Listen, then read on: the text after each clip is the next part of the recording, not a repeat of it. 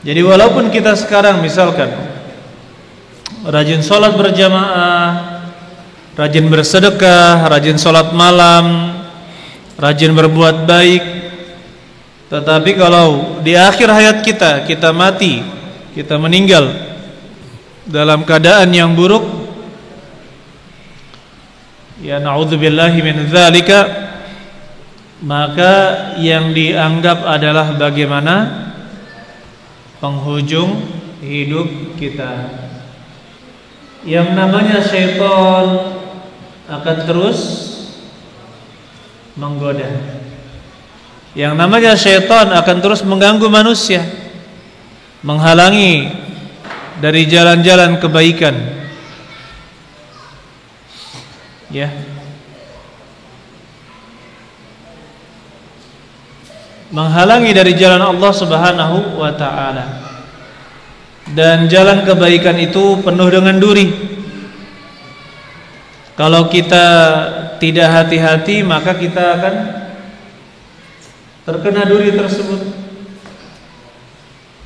atau kita akan mundur, tidak berani untuk berjalan lewat itu, padahal itu adalah tujuan kita.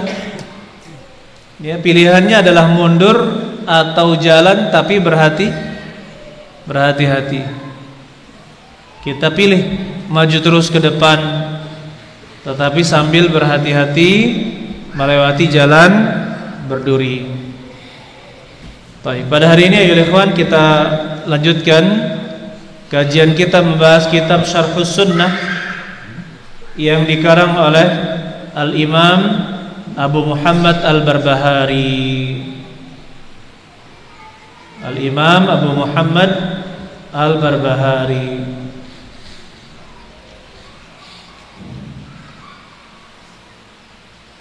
Taib. Kita memasuki poin ke 160, halaman 398 di buku panduan kita. Qala al-muallifu rahimahullah ta'ala, berkata penulis, mudah-mudahan Allah merahmatinya, wala yahillu lirajulin muslim, tidak halal bagi orang Islam, an yaqula fulanun sahibus sunnah, bahwasanya dia mengatakan orang itu adalah sahibus sunnah, orang itu adalah ahli sunnah, hatta ya'lama minhu annahu qad ijtama'at fihi khisalus sunnah, sampai terkumpul padanya cabang-cabang dari sunnah itu, atau hal-hal yang berkaitan dengan sunnah tersebut. La yuqalu lahu sahibus sunnah, dia tidak dikatakan sebagai ahli sunnah, hatta tajtami'a fihi as-sunnatu kulluha, sampai terkumpul padanya sunnah seluruhnya. Sunnah seluruhnya. Ini berkaitan dengan tazkiyah atau pujian atau pernyataan bahwasanya si fulan itu baik, si fulan adalah ahli sunnah, si fulan adalah ustadz yang pantas, yang sangat baik untuk diambil ilmunya. Maka kita katakan, ya, ini adalah tazkiyah, pujian juga. Maka kita harus berhati-hati di dalam mengatakan tentang seseorang dia itu ahli sunnah atau bukan, yaitu harus berhati-hati. Kenapa ya ikhwan? Kalau sampai kita mengatakan si fulan, ustadz fulan adalah ahli sunnah, kemudian ada orang-orang yang mengikuti perkataan kita, kemudian dia mengikuti ustadz tersebut dan jatuh ke dalam kesesatan bersama ustadz tersebut, maka kita akan menunjukkan kepada yang salah. Jadi menunjukkan, mentazkiyah seseorang, menunjukkan ini ahli sunnah, ini bukan, itu adalah amanah yang besar, tidak boleh sembarangan. Jangan sampai gara-gara ceramahnya lucu atau ceramahnya itu penuh dengan nasihat yang syahdu atau cocok dengan kaula muda, orang-orang awam, atau misalkan dia bisa menyebutkan ayat-ayat, hafal ayat Al-Quran sampai menyebutkan halaman dan nomornya, menyebutkan hadis dengan nomornya juga, di dalam jilid berapa, nomor berapa. Itu tidak menjamin seseorang berada di atas sunnah. Betapa banyak ahli bid'ah yang pintar bahasa Arab, pintar hadis, pintar fikih, ya, pintar ilmu-ilmu yang lain, tetapi dia adalah ahli bid'ah. Jangankan itu, para orientalis, ada orang-orang kafir yang sengaja mereka diberikan beasiswa untuk mendalami Islam, dikenal dengan orientalis. Mereka adalah para pendeta yang sudah mendalami ilmu-ilmu agama mereka, kemudian mereka disekolahkan di universitas Islam untuk mempelajari Islam, tapi mereka tidak masuk ke dalam agama Islam. Tujuannya apa? Bahkan ada yang paham hadis, ya, paham hadis, ilmu hadis juga paham, ilmu bahasa Arab mereka paham, ilmu keislaman paham, lebih paham daripada kebanyakan orang Islam. Tetapi apa? Mereka orang kafir. Bahkan ya ikhwan, saya pernah mendengarkan ceramah, ada yang misionaris berarti dia punya misi, dia belajar Islam, jadi ustadz, mengajarkan Islam, ceramah di mana-mana, tapi diselipi dengan apa?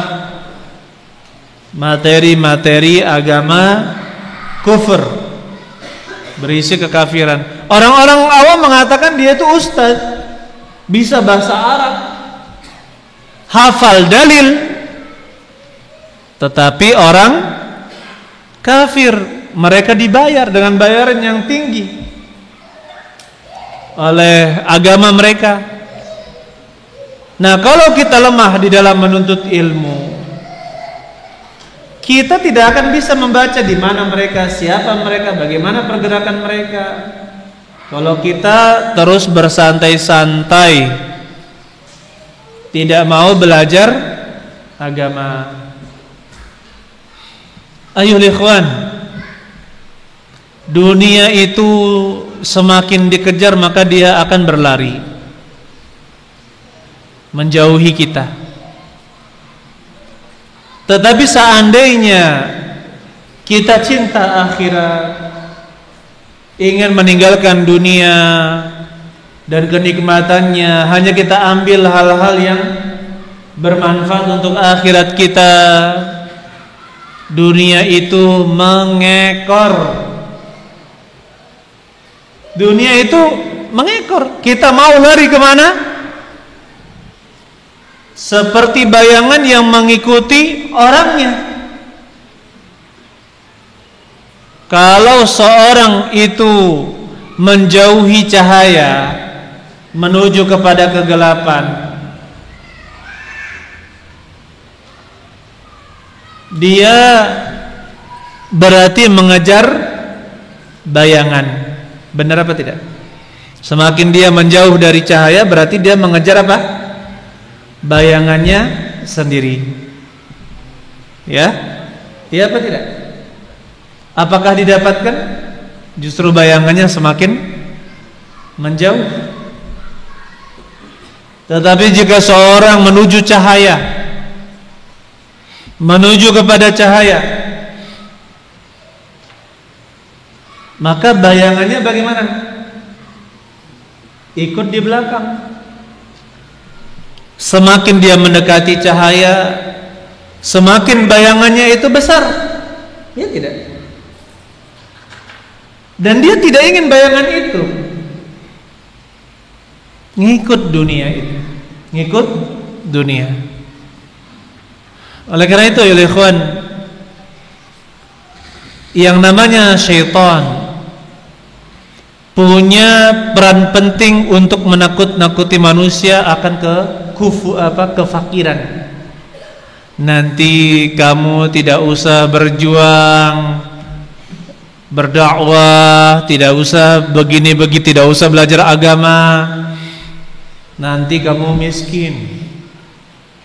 Nanti kamu tidak punya apa-apa. Ini kejadian. Ada seorang bapak menasehati anaknya yang ngajar di SD Islam. Nak, kamu janganlah ngajar-ngajar di sekolah Islam ini, nggak akan bisa kaya kamu. Ceritalah anaknya ke saya, karena teman mengajar kita. Bapak saya nasihati saya nggak usah ngajar di sekolah Islam. Bapak saya nggak ngajar juga, miskin juga katanya. Bapak saya tidak mengajar di sekolah Islam tapi miskin. Coba bapaknya kaya, mungkin bisa jadi panutan gitu kan. Ini bapaknya miskin, penuh dengan kekurangan. Bila lagi, janganlah nak ngajar di sekolah Islam, jangan ngajar di pondok. Bapaknya sendiri apa? Tidak kaya. Jadi bukan masalah rezeki itu bukan masalah apa pekerjaan kita, ya. Tetapi rezeki itu sudah jatah dari Allah Subhanahu wa taala. Tidak perlu kita takutkan masalah dunia. Insya Allah ada saja jalannya kalau kita mencari rezeki yang apa? Yang halal, ya. Taib. Jadi ketika kita mengatakan si fulan adalah ustadz sunnah, si fulan adalah ahli sunnah, itu harus berhati-hati, karena ini akan diikuti manusia. Kemudian sampai dia terkumpul perkara-perkara sunnah pada dirinya, baik dalam bidang akidah. Pertama, akidahnya harus ahli sunnah wal jamaah. Jangan sampai merekomendasikan ustadz yang mengatakan Allah di mana-mana, atau ustadz yang mengatakan kita tidak tahu Allah di mana, atau mengatakan kita tidak tahu, tidak boleh mengatakan Allah di atas, di bawah, di depan, di belakang, di kanan, di kiri. Tidak boleh. Padahal kan kalau kita mencukupkan dengan dalil, cukuplah kita kutip Ar-Rahmanu 'alal arsy istawa. Ar-Rahman berada di atas arsy.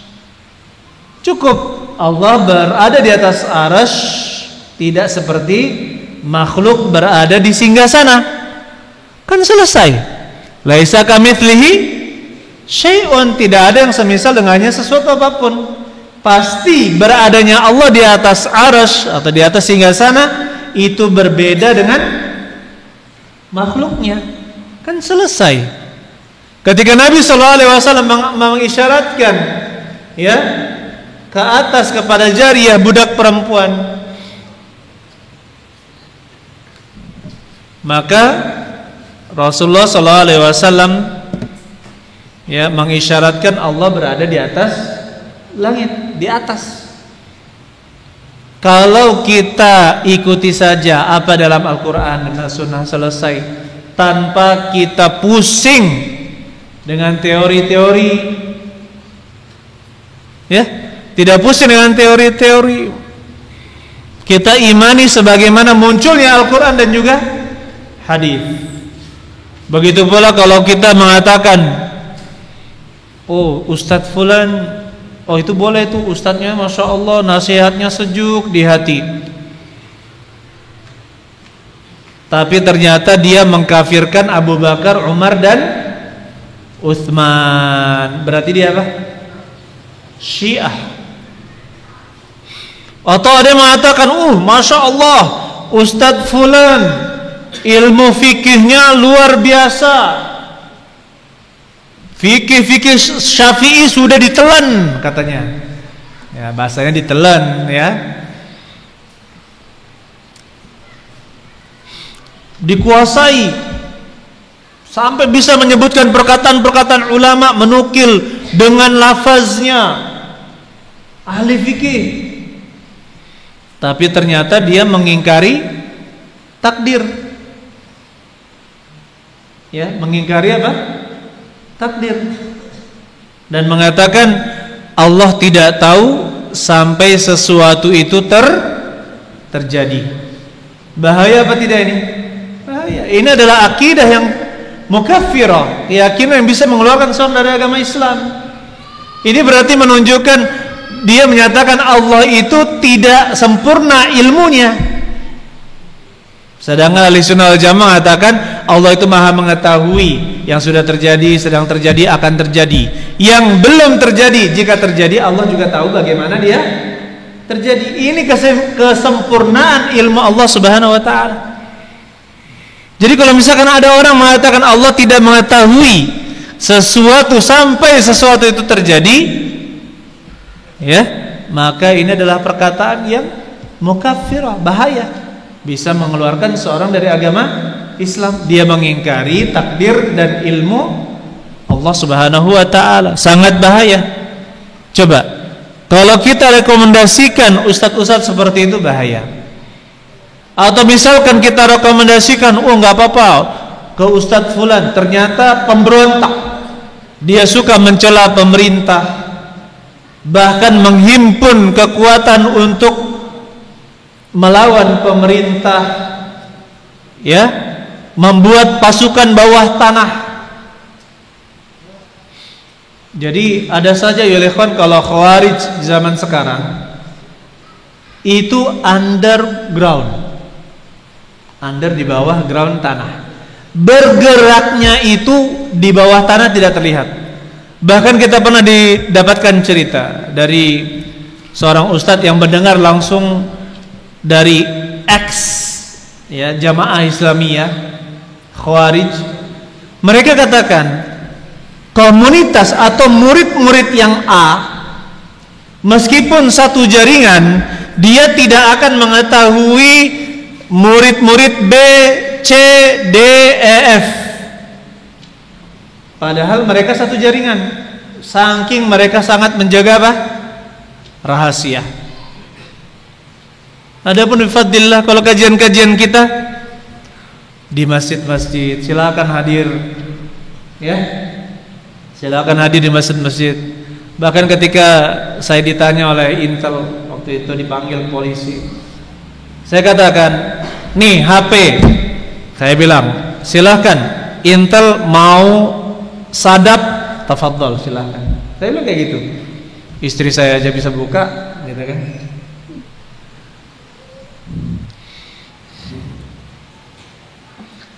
Kajian saya bilang seluruhnya di masjid, kecuali kajian pegawai. Itu kewajiban saya membina para pegawai di rumah. Saya bilang seperti itu. Kajian saya semuanya di masjid, alhamdulillah. Kalau mau ikut, mau rekam, lihat rekamannya ada. Saya bilang kayak gitu. Apalagi gitu kan? Tidak perlu kita sembunyi-sembunyi. Ini para Khawarij zaman sekarang, meskipun bukan memiliki ciri Khawarij sempurna, mereka memiliki sebagian ciri-ciri Khawarij. Memiliki sebagian ciri-ciri Khawarij. Ya. Dan mereka, kebiasaan mereka mengadakan kajian sembunyi-sembunyi, menghimpun kajian sembunyi-sembunyi, selalu menjelekkan pemerintah, bahkan mencari kesempatan untuk menggulingkan pemerintah. Na'udzubillahi min dzalika. Oleh karena itu ya ikhwan, berhati-hati. Ya, berhati-hati. Kemudian poin 161, ke-161. Qala al-muallifu rahimahullah taala, qala Abdullah bin Al-Mubarak, berkata Imam Abdullah bin Al-Mubarak rahimahullah taala, mudah-mudahan Allah merahmatinya, aslu 72 hawan arba'atu ahwa, pokok atau poros dari 72 hawa, yaitu ahli bid'ah, ada pada 4 pokok atau 4 poros. Dari 72 itu menjadi 4 kelompok besar atau 4 poros besar. Famin hadhil arba'ati ahwa'in, famin hadhil arba'ah, dan di antara keempat hal ini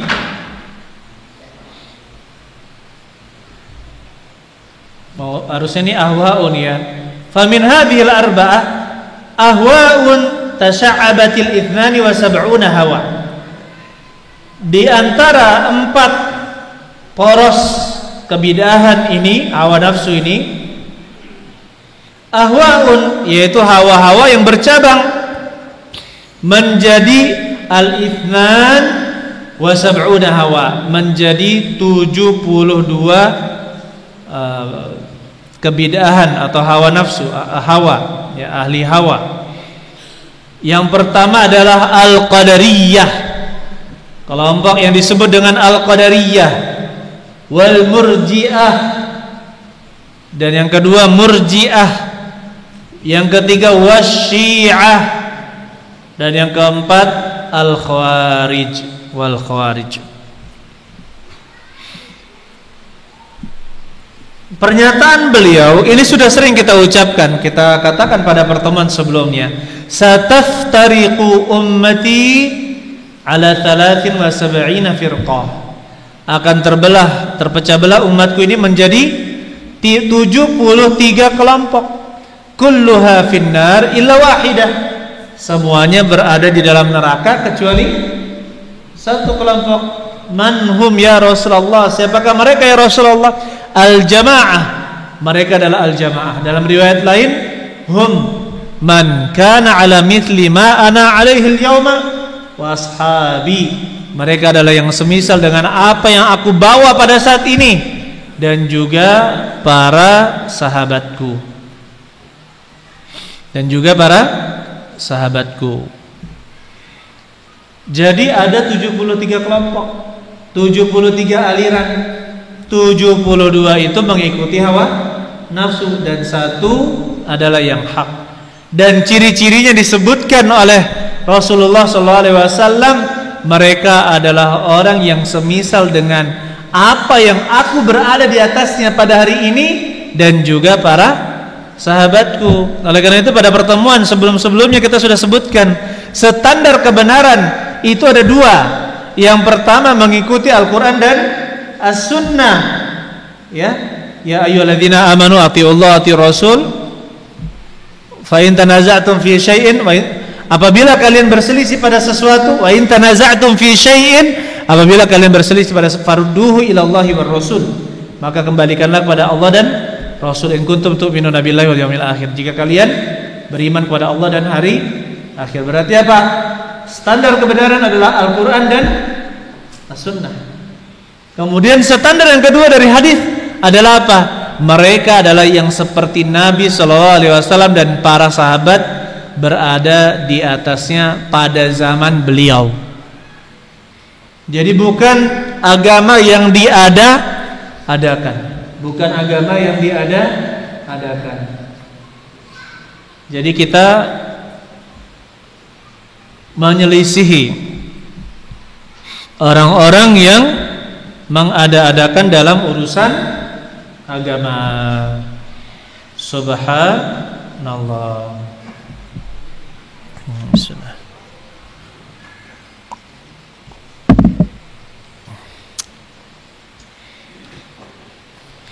Disebut ahlu ahwa pengikut hawa nafsu itu adalah sebutan untuk ahli bid'ah. Karena tidak ada bid'ah kecuali dia mengikuti hawa nafsu. Yang seharusnya mereka itu cukup tunduk kepada Al-Quran dan As-Sunnah, cukup. Bukan berpendapat.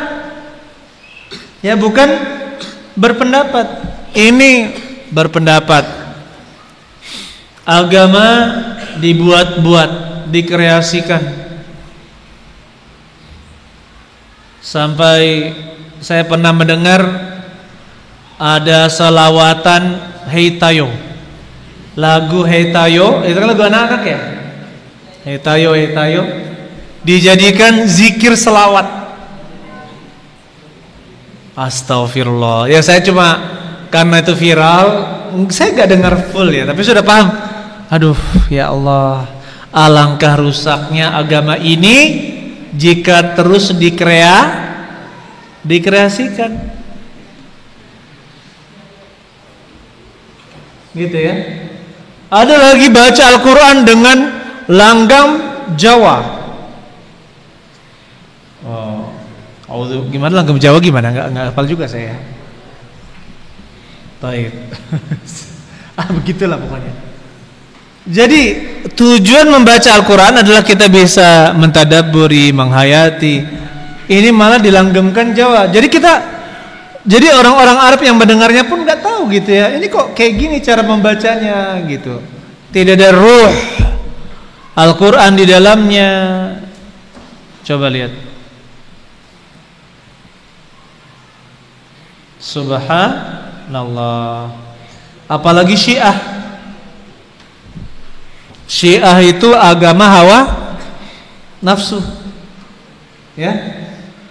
Dulu saya ketika baru-baru di Madinah duduk di majelisnya Syekh Husain Al-Syekh, hakim di Madinah. Beliau ditanya, "Ya Syekh," waktu itu seingat saya musim haji. "Ya Syekh," kata beliau, ditanya, "bagaimana hukumnya laki-laki yang menyerahkan malam pertama istrinya kepada syekh?"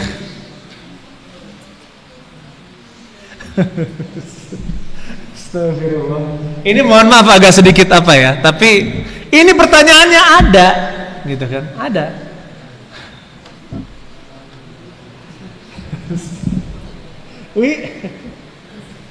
Coba kata soalnya itu saya juga sampai terkaget-kaget. Ada soal kayak gini ya, gitu kan, dari jamaah haji. Karena waktu itu kajian masyayikh lagi tidak ada, jadi kita ikut kajian tematik aja gitu kan. Tapi dibuka pertanyaan. Jadi ada pertanyaan, "Ya Syekh, bagaimana hukumnya seorang wanita, seorang laki-laki menyerahkan malam pertama dengan malam pertama istrinya itu kepada syekhnya?" Saya ketika dengar soal itu kayak nggak percaya. Apa benar ini ya, gitu kan? Tapi dijawab oleh Syekh, kan Syekh sudah masya Allah berilmu ya, namanya Syekh, tahu firaq, tahu aliran-aliran. Maka beliau kok nyambarnya ke Syiah. Nyambarnya mana? Ke Syiah. Beliau peringatkan akan bahaya firqah Syiah, aliran Syiah, begini. Oh ternyata memang setelah kita pelajari cabang-cabang dari Syiah,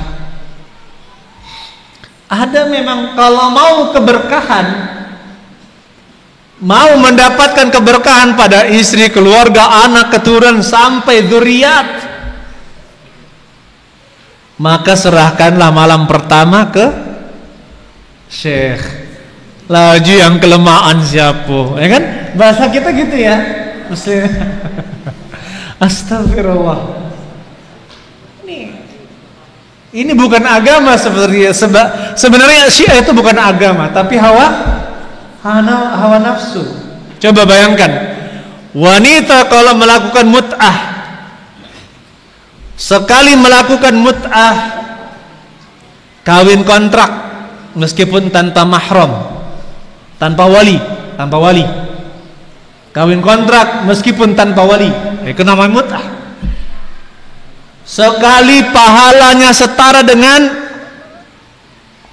Husain, 2 kali setara dengan Hasan, 3 kali setara dengan Ali bin Abi Thalib.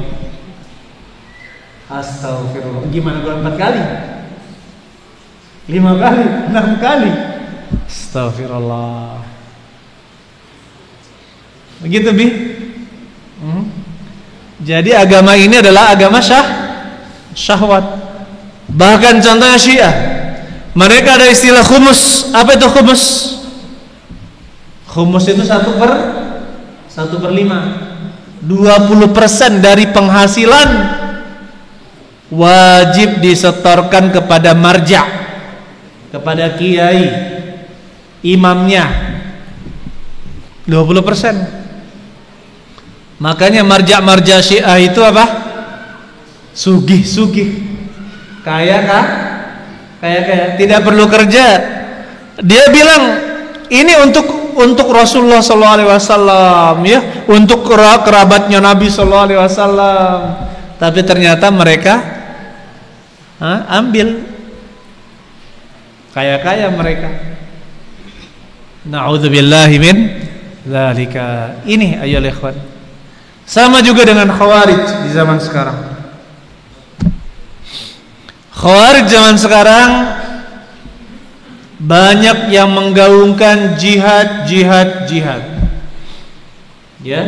Sedangkan kita katakan jihad itu penuh dengan persyaratan, harus terpenuhi syarat-syaratnya yang disebutkan oleh para ulama, baru dia menjadi jihad syar'i. Tetapi nafsu mereka jihad. Akhirnya apa? Pernah terdengar sahabat saya memiliki teman sekamar orang-orang yang jihadi seperti itu, memiliki pemahaman takfiri. Dia mengatakan seperti ini, saya nggak suka kalau presidennya si fulan, katanya. Kalau presiden Amerika itu si fulan. Kenapa? Nanti kita nggak bisa berjihad, katanya. Nanti kita tidak bisa berjihad. Subhanallah. Padahal dia negara di mana, Amerika di mana, jihadnya di mana, kan gitu. Jihadnya di mana? Jadi itu nafsu. Kalau berjihad dengan nafsu itu bukan menjadi jihad syar'i. Contohnya saja Rasulullah SAW melarang seorang anak berjihad ketika ada kedua orang tuanya butuh baktinya. Dalam keadaan tua renta, kalau dia pergi maka tidak ada yang mengurus orang tuanya. Maka kata Rasulullah SAW, ya, fafihima fajahid, berjihadlah kepada kedua orang tuamu. Ya, berjihadlah pada keduanya. Disuruh berjihad untuk berbakti kepada kedua orang tuanya. Ini menunjukkan harus izin orang tua.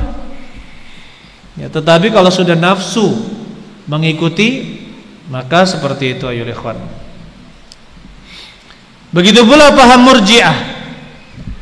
Paham Murji'ah ini banyak dipegang oleh orang-orang sufi. Jadi salah satu cabangnya adalah Sufiyah. Orang-orang yang terlibat dalam sebagian aliran Sufi. Bahkan mereka mengatakan yang penting beriman. Keimanan itu sama.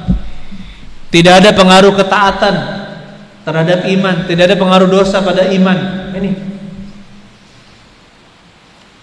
Ini adalah keyakinan yang sangat berbahaya. Dan saya nasihatkan ya ikhwan, antum selagi antum masih bisa belajar, maka belajar jugalah akidah yang benar dan juga aliran-aliran sesat. Meskipun antum belum melihat kesesatan itu di hadapan antum, masih baru mendengar, baru membaca. Ya, nanti insya Allah semakin bertambahnya usia, antum akan melihat kenyataan yang luar biasa. Bahwasanya apa yang diajarkan oleh para ustadz, ini loh aliran Syiah, ini loh aliran Khawarij, ini Qadariyah, ini Murji'ah, itu antum langsung lihat dengan mata kepala antum sendiri. Ya, ketika di Madinah contohnya, saya pernah ditakiyahin oleh orang Iran. Dia tidak bisa bahasa Arab, dia pakai bahasa Inggris. Saya coba juga pakai bahasa Inggris dan juga sebisa saya, karena saya lama meninggalkan bahasa Inggris ya, gara-gara belajar bahasa Arab sudah saya tinggalkan dulu. Tapi kalau potong-potongan masih bisa. Ya, saya coba menjelaskan. Ternyata gitu, dia itu bertakiyah. Dan ternyata ada senior juga. Ada orang Syiah bertakiyah kepada syekh dari ustadz kita ini, senior kita. Enggak ya syekh, kami begini-begini, Syiah itu enggak begitu-begitu bertakiyah. Tahu kan takiyah? Takiyah itu berdusta. Takiyah itu berdusta untuk melindungi diri. Syekh kan namanya syekh, paham aliran-aliran sesat. Ya Yasir kata beliau. Nama ustadz kita ini Yasir, senior kita. Ambilkan satu gelas. Diambil satu gelas. Minum syekhnya. Minum. Diminum. Minum ya. Syekhnya bilang, "Ishrab min hada." Minum dari bekas saya. Kata syekh. Syekhnya paham bahwasanya orang-orang Syiah menganggap kita itu najis, nggak akan diminum.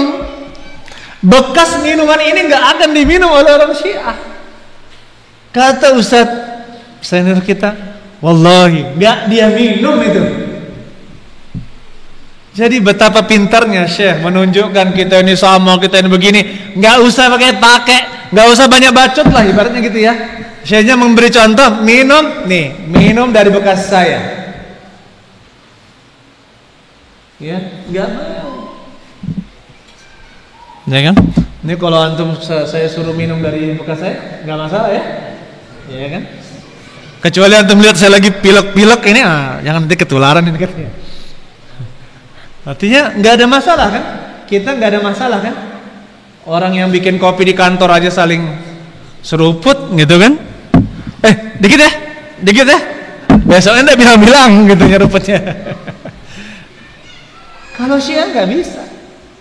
Jadi nggak perlu banyak bacot sama orang Syiah. Mereka itu melakukan taqiyah, dusta untuk melindungi diri. Itu parah sekali. Ya.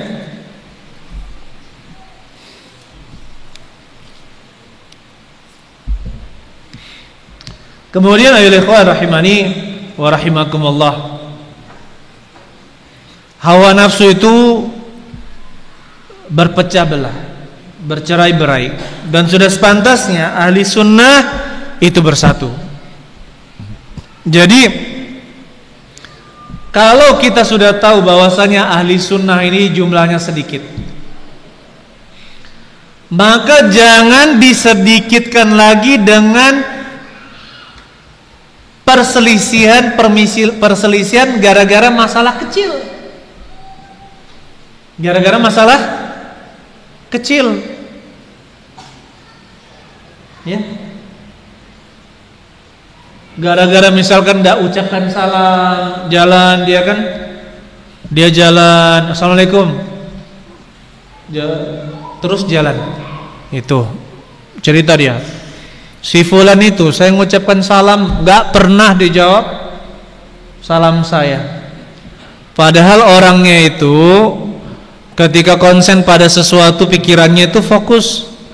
Kan ada orang kalau fokus tidak terdengar ya enggak? Akhirnya tidak kedengaran.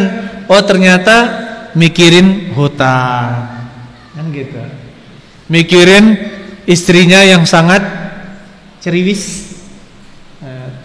Aduh nanti mak mano kata bini aku.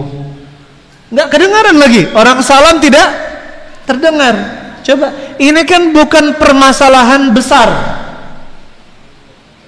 Kita juga harus memahami siapa kawan kita, bagaimana kesulitannya. Harus selalu berhusnuzon, berbaik sangka kepada kawan kita. Bisa jadi ada hal yang tidak saya ketahui, yang dia berat untuk menghadapinya sehingga dia melakukan hal seperti itu. Ya, selalu berhusnuzan. Jangan dikit-dikit berselisih, dikit-dikit berselisih. Jangan.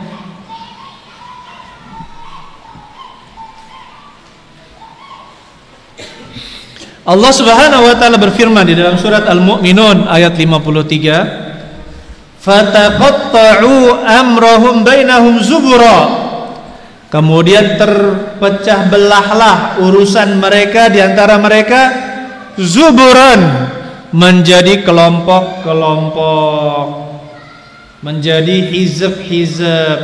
Kullu hizbim bima ladaihim farihun. Setiap kelompok dengan apa yang ada pada diri mereka farihun, mereka senang dan berbangga. Jadi ayyuhal ikhwan, kalau mau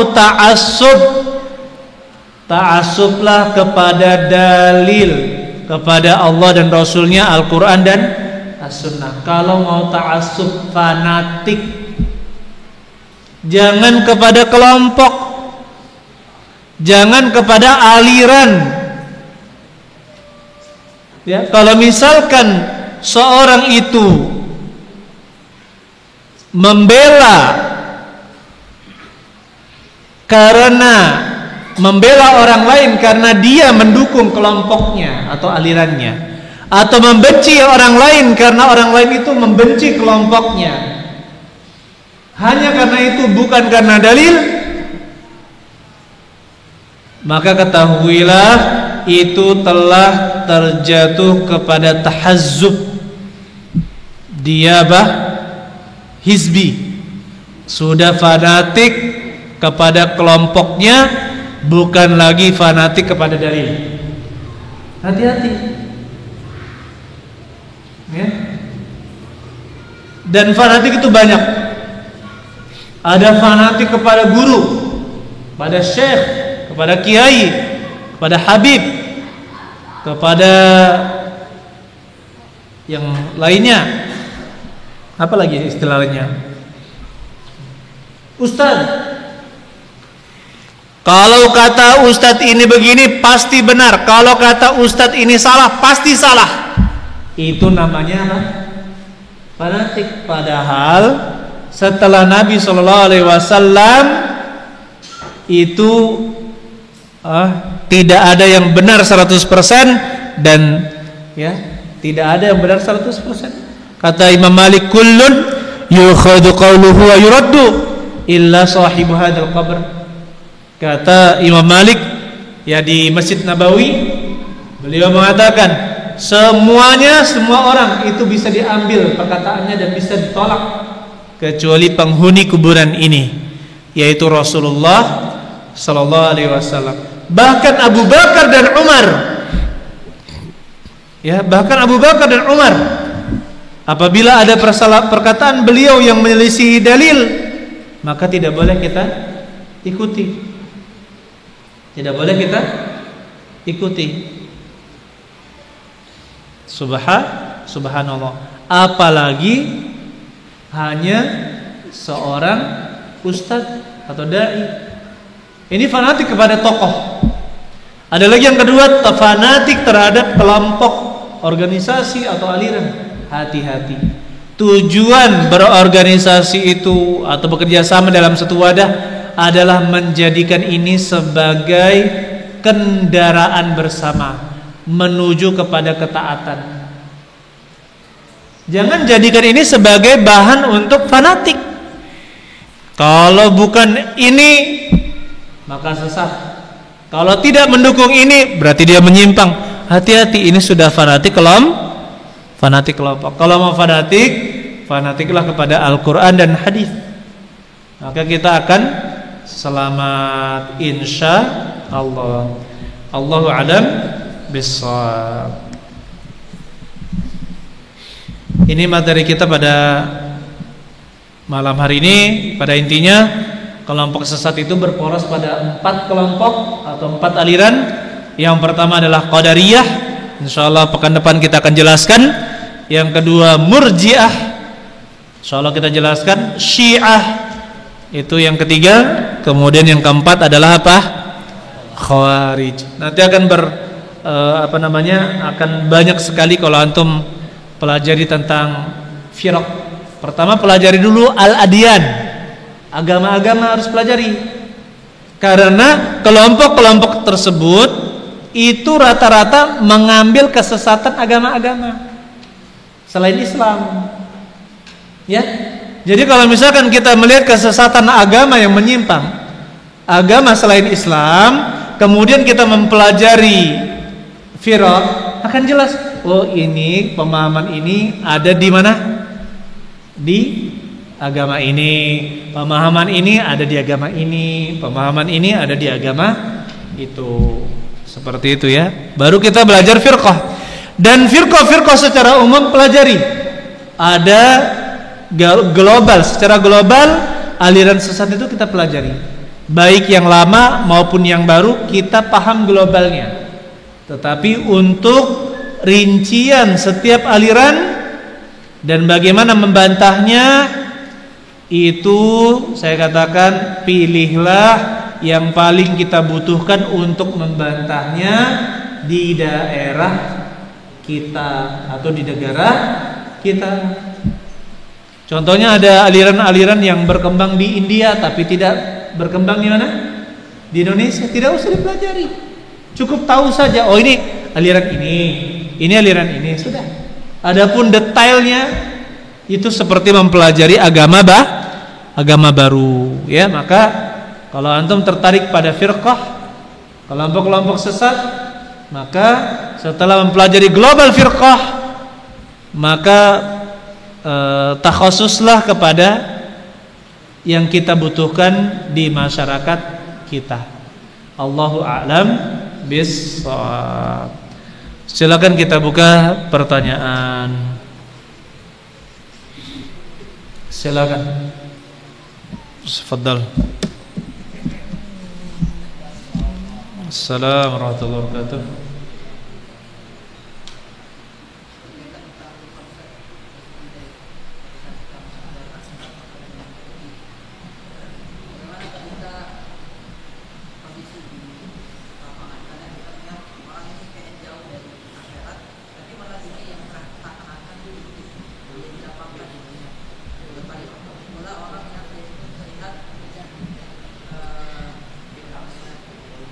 Mengejar akhirat.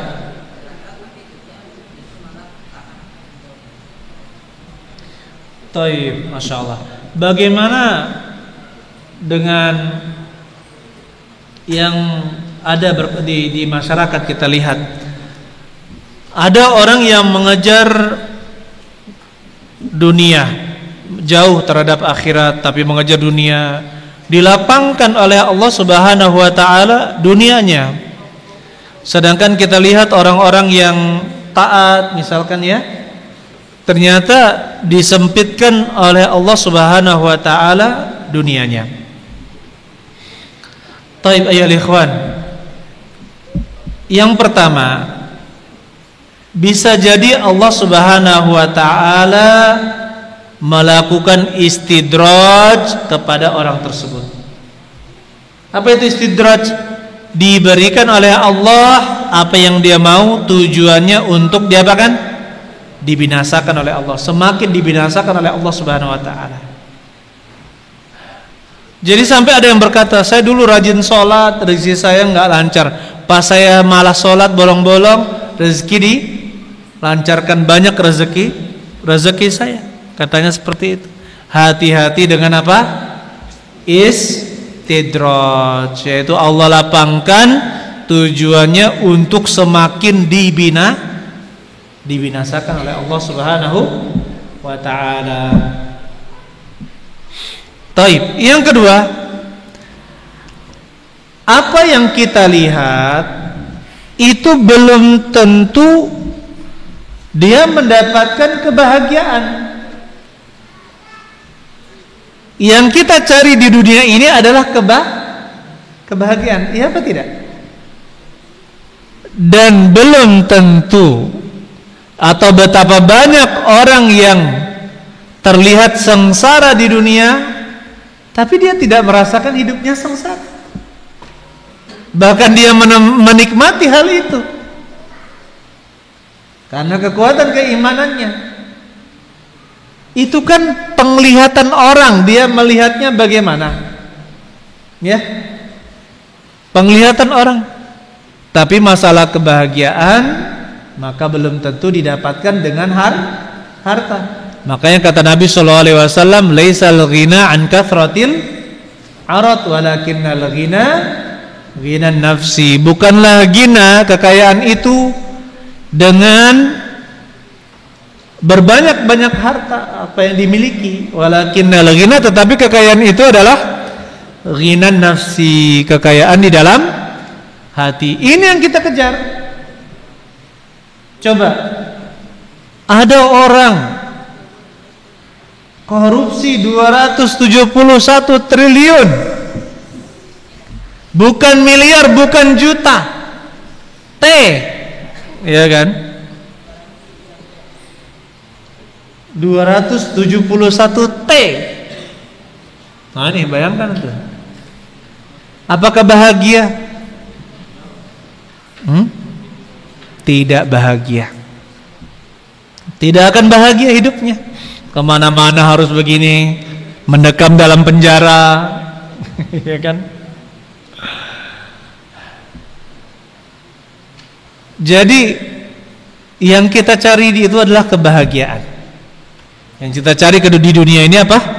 Kebahagiaan. Adapun pandangan orang, melihat ada orang kaya memandang, kasihan sekali dia ini, orang yang mengejar akhirat, seperti ini, makanya seperti itu. Belum tentu bahagia orang yang mengatakan hal seperti itu. Betapa banyak kita lihat orang yang kaya tapi suami istri saling selingkuh. Punya rumah tapi jarang di rumah. Punya rumah tapi keluarga tidak ada yang akur. Ya. Punya harta tidak pernah ke masjid. Padahal kata Nabi, ya, raqatul fajri khairun minad dunya wa ma fiha. 2 rakaat fajar itu lebih baik daripada dunia seisinya. Jadi kebahagiaan itu bukan dilihat dari apa yang dia pegang, apa yang dimiliki, tetapi yang kita cari itu kebahagiaan yang kita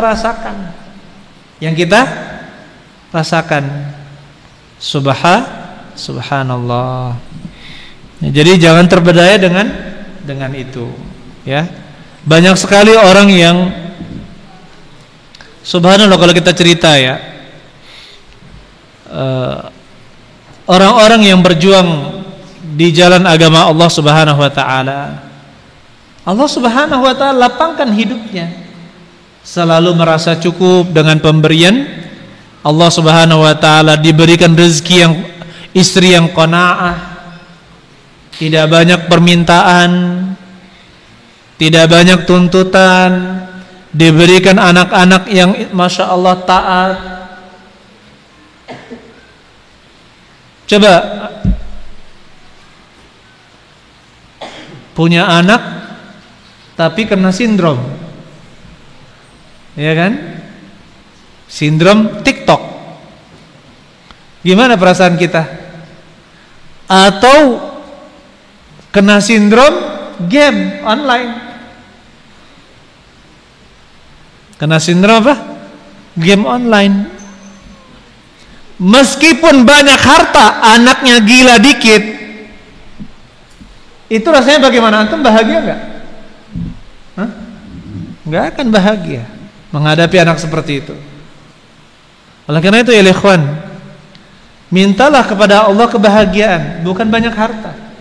Karena yang banyak harta belum tentu bahagia. Tapi kalau kita minta kebahagiaan kepada Allah Subhanahu wa taala baik dunia dan akhirat, pasti hati kita menjadi lapang. Ya, pasti hati kita menjadi lapang. Ya Allah alam bisawab. Jadi jangan tertipu dengan penampilan, apalagi zaman sekarang ya. Punya mobil, punya motor 40 juta ke atas minimal, yang berapa cc-nya? 250 cc ya. Antum berapa, Pak? 250 cc. Wah, kalau motor saya itu berapa? 120 ya? 100. Ya masih jauh lah ya. 200 cc ke atas. Mobil gitu juga. Mobilnya baru terus, ternyata ngutang. Ngutangnya ke leasing. Ujung-ujungnya riba. Ujung-ujungnya riba. Kalaupun kaya, coba lihat. Ada orang yang kaya, tetapi diajari, saya pernah lihat salah satu teori bisnis. Kalau mau kaya katanya harus tega, katanya. Tega maksudnya menzolimi orang lain. Ya, yang dizolimi itu orang-orang kecil. Jadi dia menginjak-injak orang kecil dengan cara yang katakanlah bagaimana penipuan-penipuan untuk merekrut kekayaan. Coba lihat, dia kaya tapi menipu orang-orang miskin. Ini tidak dilakukan oleh orang-orang Islam. Allah alam bisawab. Apakah tenang hidupnya dengan seperti itu? Jawabannya tidak akan tenang. Allah alam bisawab. Jadi ayo ikhwan, ya jangan terperdaya dengan dunia. Jangan terperdaya dengan dunia. Selalu berkumpul dengan orang-orang yang soleh. Meskipun misalkan ada santri sudah lulus ya, tidak ingin jadi ustadz, nggak apa-apa, tapi tetap jadi orang yang soleh. Berkumpul dengan orang-orang soleh. Kapan ustadznya mengisi, hadir. Ada ustadz-ustadz mengisi kajian, hadir. Untuk bisa berusaha istiqomah di jalan Allah Subhanahu wa ta'ala. Allahu a'lam bissawab. Saya rasa cukup pertemuan kita pada hari ini. Mudah-mudahan bermanfaat apa yang kita sampaikan ya. Barakallahu fikum jami'an. Subhanakallahumma bihamdik, asyhadu an la ilaha illa anta, astaghfiruka wa atubu ilaik. Assalamualaikum warahmatullahi wabarakatuh.